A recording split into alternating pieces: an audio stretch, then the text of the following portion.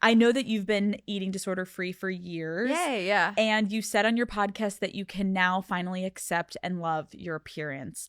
Can you talk about how you were able to get to that point? The therapist I saw specifically for eating disorders was really instrumental in the process. His name was Jamie Farquhar. He was in Toronto. I was working on a thing at the time and saw him, and he did a mixture of DBT and schema-based therapies. So DBT really helped me to kind of unravel my thought process and assess it in a way that was more scientific and clear cut.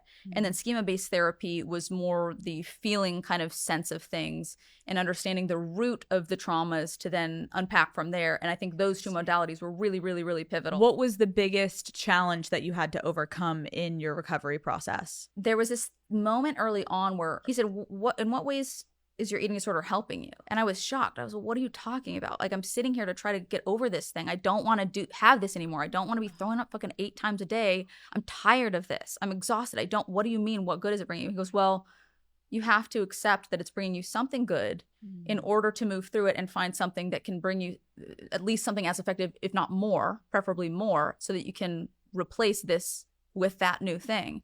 And so really recognizing its value was this odd kind of process of going, okay, I have to really accept that this thing was a positive for me in certain ways and really helped me survive in certain ways.